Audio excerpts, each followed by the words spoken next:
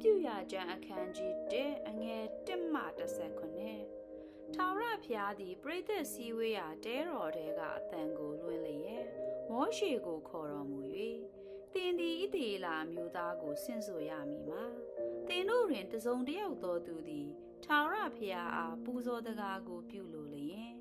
ရင်သောတိရစ္ဆာန်တည်းဟုသောနွားသိုစိတ်ကိုဆောင်ခဲ့၍ဆက်ရမည်နွားကိုမိရှို့ရာရစ်ပြုလိုလျင်အပြစ်မပါသောအထီးကိုဆောင်ခဲ့၍ထာဝရဘုရားစိတ်တော်နှင့်တွေ့ခြင်းကပရိသတ်စည်းဝေးရာတဲတော်တကားအနားမှဆက်ရမည်ပူဇော်သောနွား၏ခေါင်းပေါ်မှာမိမိလက်ကိုတင်ရသဖြင့်သူ၏အပြစ်ကိုဖြေမြဲကြောင်းလက်ခံတော်မူမည်ထာဝရဘုရားရှေ့တော်၌ထိုနွားကိုတတ်ပြီးလျင်အာရုန်၏သားယဇ်ပုရောဟိတ်တို့သည်အသွေးကိုယူ၍ပရိသတ်စည်းဝေးရာတဲတော်တကားအနားယဇ်ပလ္လင်အပေါ်၌ပတ်လည်ဖြန်းရမည်ပူဇော်သောသူသည်ထိုအသေးကောင်၏အရေကိုချွတ်၍အပိုင်းပိုင်းဖြတ်ရမည်အာရုန်၏သားယဇ်ပုရောဟိတ်တို့သည်ယဇ်ပလ္လင်ပေါ်မှမီးကိုထည့်၍မီးပေါ်မှထင်းကိုခင်းပြီးမှထင်းပေါ်မှခေါင်းစီဥသားတစ်များကိုတင်ရမည်ခြေထောက်နှင့်အူအစရှိသည်တို့ကိုရေနှင့်အရင်ဆေးရမည်ယဇ်ပုရောဟိတ်သည်ထိုယဇ်တကောင်လုံးကိုယဇ်ပလ္လင်ပေါ်မှမိရှို့ရမည်မိရှို့ရာယဇ်ဖြစ်သည်ထာဝရဘုရားအားမီးဖြင့်ဆက်ကပ်၍မွေးကြိုင်သောပူဇော်တကားဖြစ်သည်သိုးစိတ်ကိုမီးရှို့ရာရစ်ပြုလိုလျင်အပြစ်မပါသောအထီးကိုဆောင်ခဲ့၍ထာဝရဘုရားရှေ့တော်၌ယဇ်ပလ္လင်မြောက်ဘက်နားမှတပ်ပြီးလျင်အာရုန်၏သားယဇ်ပုရောဟိတ်တို့သည်အသွေးကိုယဇ်ပလ္လင်ပေါ်၌ပတ်လည်ဖြန်းရမည်ပူဇော်သောသူသည်အပိုင်းပိုင်းဖြတ်၍ခေါင်းနှင့်စီဥကိုဆုထားပြီးလျင်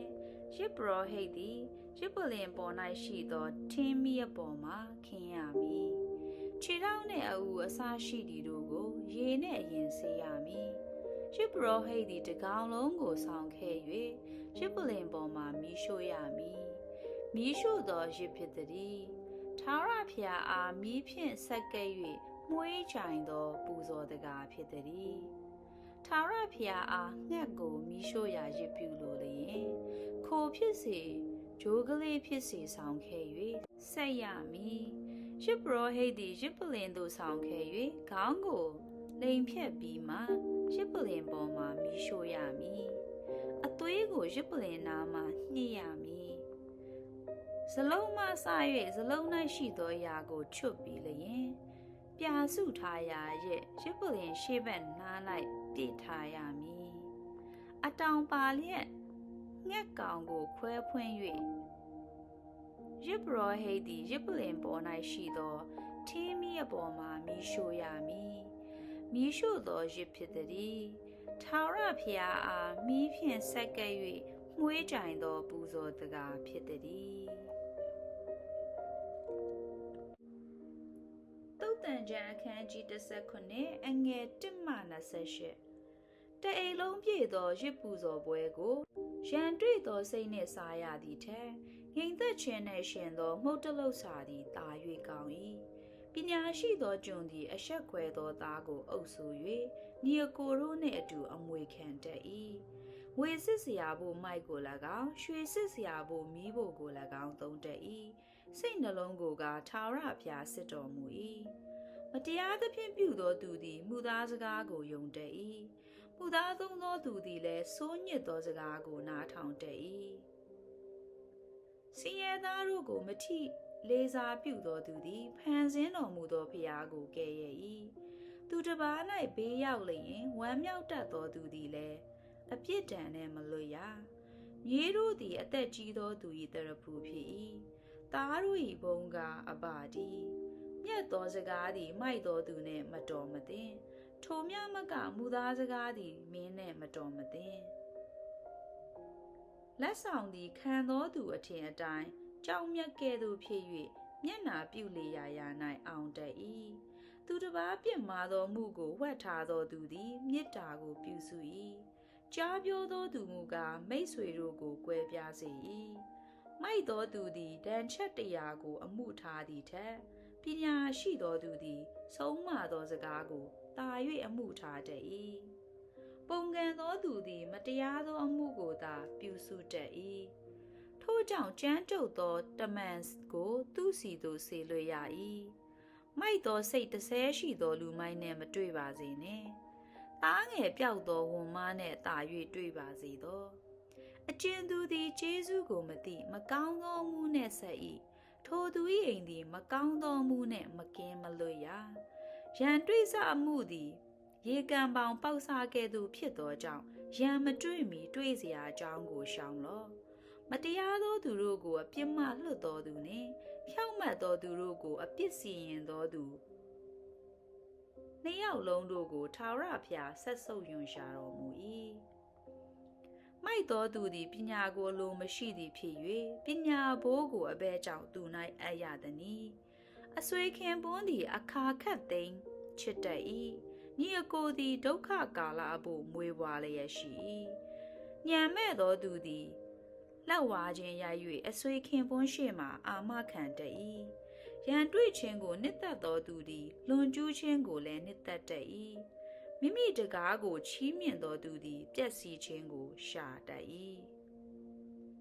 သဘောကောက်သောသူသည်ကောင်းသောအကျိုးကိုမတွေ့တတ်စကားလိမ်သောသူသည်ဘေးဥပတ်နှင့်တွေ့ကြုံတတ်၏မိုက်သောသူကိုဖြစ်ပွားစေသောသူသည်မိမိကိုမိမိဝမ်းနည်းစေတတ်၏မိုက်သောသူ၏အပ၌ဝမ်းမြောက်เสียအကြောင်းမရှိစိတ်ရှင်လန်းခြင်းသည်ကျမ်းမာစေတတ်၏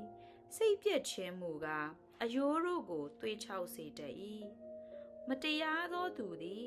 တရားလမ်းကိုဖျက်သောအဘိုးတစိုးကိုသူတစ်ပါး၏ကပိုက်အိတ်ထဲကနှိုက်ယူတတ်၏ဉာဏ်ရှိသောသူသည်ပညာကိုမျက်မှောက်ပြုတတ်၏မိုက်သောသူ၏မျက်စိမူကားမြေကြီးစွန်းတိုင်အောင်လှည့်၍ကြည့်ရှုတတ်၏မိုက်သောသူသည်အပဝမ်းနည်းเสียအကြောင်းမွေးသောအမိစိတ်ညစ်เสียအကြောင်းဖြစ်၏ဖြောင့်မတ်သောသူကိုအပြစ်ဒဏ်မပေးကတရားသဖြင့်စီရင်သောမင်းကိုလည်းမထိခိုက်က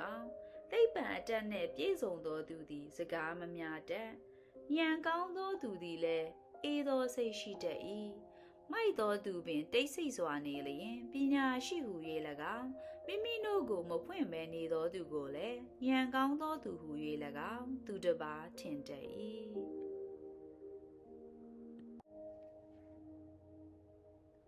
ရှင်ယောဟန်ခရစ်ဝင်ခရစ်အခန်းကြီး20အငယ်1မှ31ခုနှစ်ရက်တွင်ပထမနေ့ရက်မိုးမလင်းမီစောစောအချိန်၌မာဂဒရမာရိသည်သင်္ချိုင်းတော်သို့သွား၍တွင်ဝဲလိုက်ပိတ်သောကြောက်သည်ရွေးလျက်ရှိသည်ကိုမြင်လျင်ရှိမုန်ပေတရုနှင့်ယေရှုချစ်တော်မူသောအခြားတပည့်တော်တို့စီသို့ပြေးသွား၍သင်္ချိုင်းတော်မှသခင်ကိုယူသွားကြပြီးအဘယ်မှထားကြသည်ကိုမသိဟုပြောဆို၏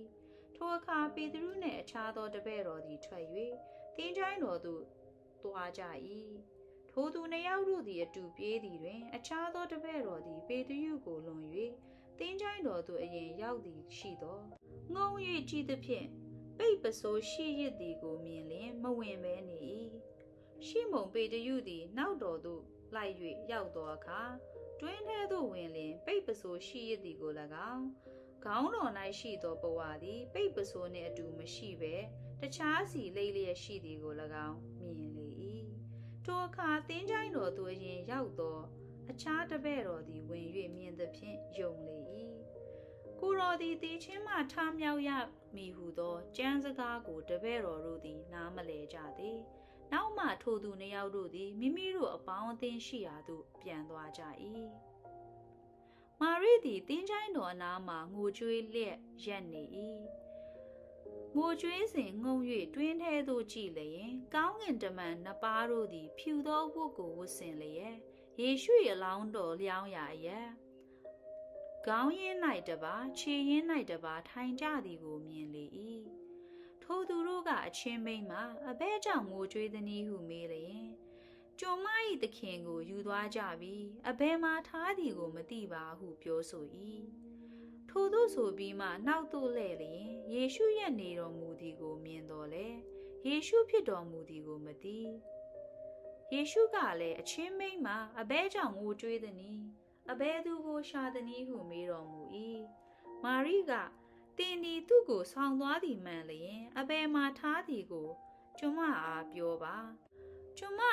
ယူသွားပါမည်အရှင်ဟုထိုသူကိုဥယျာဉ်ဆောင်ဖြစ်သည်ဟုထင်မှတ်လျက်ဆို၏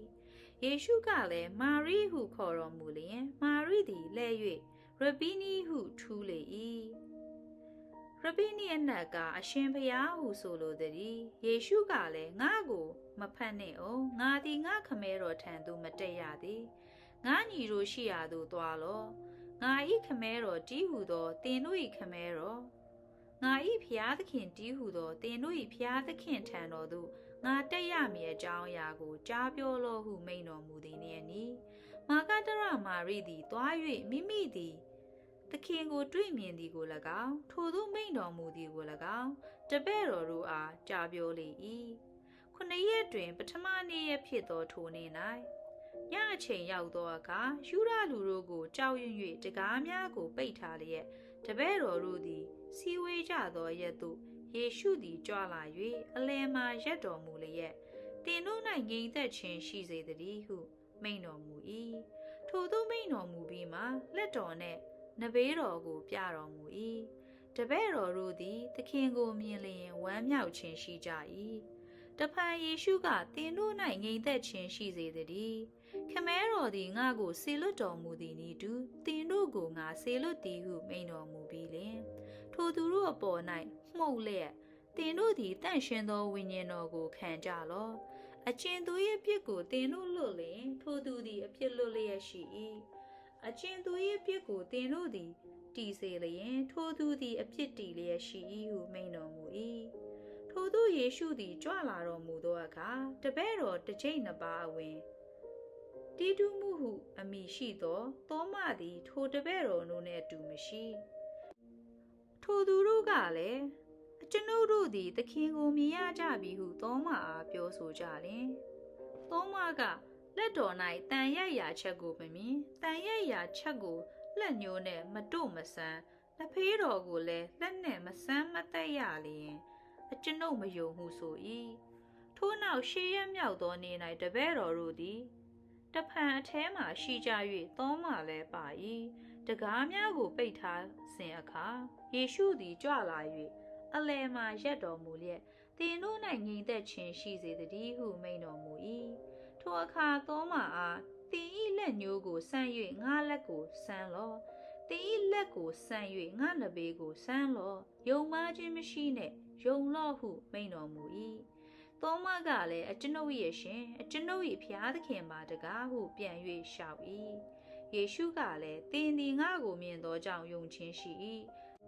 ငါကိုမမြင်ဘဲယုံသောသူတို့သည်မင်္ဂလာရှိကြ၏ဟုမိန့်တော်မူ၏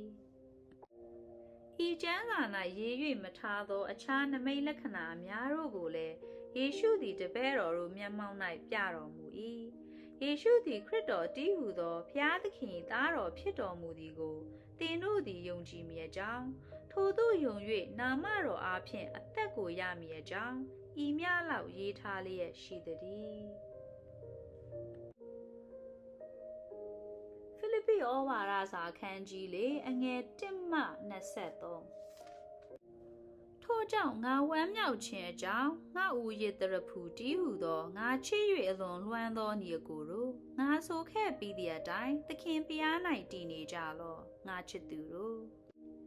ဤဝေါဒီနှင့်တုံတုတ်တို့သည်သခင်ဖျား၌သဘောတဏီတနုတ်ထဲဖြစ်ရကြမည်အကြောင်းကိုငါတောင်းပန်သွေးဆောင်ပါ၏အချင်းငါလို့ပေါ်ဆောင်ဘက်စစ်တင့်ကိုလည်းငါတောင်းပန်၏ငါနှင့်ကလေးမင်းမဆ၍အသက်စရင်ဝင်သောအခြားသောငါ၏လို့ပေါ်ဆောင်ဘက်တို့နှင့်အတူဧဝံဂေလိတရားကိုဟောပြောသောမှု၌ကူညီ၍ကြိုးစားအားထုတ်သောမိန်းမတို့ကိုမှားဆထောက်ပံ့ပါလောသခင်ဖျား၌အစဉ်မပြတ်ဝမ်းမြောက်ခြင်းရှိကြလောတဖန်ငါဆိုသည်ကဝမ်းမြောက်ကြလောလူအပေါင်းတို့ရှေ့၌သင်တို့၏ဖြည်းနှင်းခြင်းသဘောကိုထင်ရှားစေကြလောသခင်ဖျားသည်အနီးအပါး၌ရှိတော်မူ၏အဘယ်မှုကိုမျှစိုးရိမ်ခြင်းမရှိဘဲအရာရာ၌ကျေးဇူးတော်ကိုချီးမွမ်းခြင်းနှင့်တကွဆုတောင်းပတနာပြုသောအပြင်သင်တို့တောင်းပန်လိုသောအရာများတို့ကိုဖျားသခင်အားကြားလျှောက်ကြလောထိုသို့ပြုလျင်အဘယ်သူမျှကြံ၍မမီနိုင်သောဖျားသခင်ငြိမ်သက်ခြင်းသည်ယေရှုခရစ်အားဖြင့်သင်တို့၏စိတ်နှလုံးတို့ကိုဆောင်းမလိမ့်မည် ကျွင်းသေးသောစကားဟုမူကားညီအကိုတို့တမာတရားနှင့်ဆိုင်သောအကျင့်လျှောက်ပတ်သောအကျင့်ဖြောင့်မတ်သောအကျင့်စင်ကြယ်သောအကျင့်သူတစ်ပါးနှင့်သက်ပွေသောအကျင့်ချီးမွမ်းပွေသောအကျင့်ရှိသမျှတို့ကို၎င်းပါရမီတစ်ပါးပါကောင်းသောတည်င်းတစ်ပါးပါနှင့်ဆိုင်သောအကျင့်တို့ကို၎င်းနှလုံးသွင်းကြလော့သင်တို့သည်အထက်ကတည်ယူ၍ငါ၌ကြားမြင်ခဲ့ပြီးသမျှတို့ကိုကျင့်ကြလော့ထိုသို့ကျင့်လျင်ငြိမ်သက်ခြင်းအရှင်ဖျားသခင်သည်သင်တို့နှင့်အတူရှိတော်မူလိမ့်မည်ယခု၌လည်းသင်တို့သည်ငါကိုကြည့်ရှုပြုစုခြင်းသောစေတနာစိတ်နှင့်ပြည့်စုံပြန်သည်ဖြစ်၍ငါသည်သခင်ဖျား၌အလွန်ဝမ်းမြောက်ခြင်းရှိ၏ထိုသည်စေတနာစိတ်သည်အထက်ကရှိတော်လဲပြုစုရသောအခွင့်မရှိပြီထိုသို့ငါဆိုသောကိုယ်တိုင်ဆင်းရဲခြင်းကိုရည်မှတ်၍ဆိုသည်မဟုတ်အကြောင်းမူကားငါသည်တွေ့ကြုံသမျှသောအချင်းအရာတို့၌ရောက်ရဲသောစိတ်ရှိအံ့သောငါသင်မိပြီရှုတ်ချခြင်းကို၎င်းကြွယ်ဝခြင်းကို၎င်းခံတတ်၏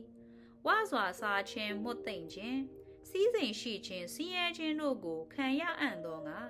အရရတို့တွင်အရာရာ၌သင်မိပြီငါကိုခွန်အားနှင့်ပြည့်စုံစေတော်မူသောခရစ်တော်အားဖြင့်ခတ်သိမ်းသောမှုတို့ကိုငါတတ်ဆွမ်းနိုင်၏သို့တော်လည်းဆင်းရဲဒုက္ခကိုငါခံရစဉ်အခါသင်တို့သည်ငါနှင့်ဆက်ဆံသောအားဖြင့်ကောင်းမွန်စွာပြုကြပြီအချင်းဖိလိပ္ပိမြို့သားတို့ဧဝံဂေလိတရားကိုဟောစာပြု၍မာကေရောနိပြည်မှငါထွက်ဆဲရှိသောအခါအလူခြင်းအလူခံခြင်းမှု၌သင်တို့မှတပါအဘယ်အသင်းတော်မြငါနှင့်မဆက်ဆံကြသက်သလောနေမြို့၌ငါရှိစဉ်ပင်ငါလိုသောအရာကိုသင်တို့သည်နှစ်ကြိမ်တိုင်အောင်ပေးလိုက်ကြ၏ထို့သောငါဆိုသောအလူကိုရှာသည်မဟုတ်သင်တို့၌ကြွယ်ဝသောအကျိုးကိုရှာ၏ယခုအခါအရာရာ၌ငါရတတ်၏ဥစ္စာကြွယ်ဝ၏မွေးကြိုင်သောအနှံ့နှင့်ပြည့်စုံ၍ဖျားသခင်နှစ်သက်အားရတော်မူသောရစ်တီးဟုသောသင်တို့ပေးလိုက်သောယာတို့ကိုဧပဖြောသည့်လက်မှငါခံရသည်ဖြစ်၍ကြွယ်ဝလျက်ရှိ၏ငါ၏ဖျားသခင်သည်ဘုန်းအနုဘော်၌စံပယ်တော်မူသောစည်းစိမ်ရှိသည့်အတိုင်းသင်တို့လိုရှိသမျှတို့ကိုယေရှုခရစ်အားဖြင့်ပြည့်စုံစေတော်မူလိမ့်မည်ငါတို့ဘတီးဟုသောဖျားသခင်သည်ကဘာဆက်ဆက်ဘုန်းကြီးတော်မူစေတည်းအာမင်ယေရှုခရစ်၌ရှိသောတန့်ရှင်းသူအပေါင်းတို့ကိုနှုတ်ဆက်ကြလော့ငါတို့နှင့်အတူရှိသောညီအကိုမဆ၍တန့်ရှင်းသူအပေါင်းတို့သည်သင်တို့ကိုနှုတ်ဆက်ကြ၏ကဲသာဘုရင်၏နန်းတော်၌နေသောတန့်ရှင်းသူတို့သည်အထူးသဖြင့်နှုတ်ဆက်ကြ၏ငါတို့သခင်ယေရှုခရစ်ကျေးဇူးတော်သည်သင်တို့အပေါင်း၌ရှိစေတည်းအာမင်ဖိလိပ္ပိဩဝါဒစာပြီး၏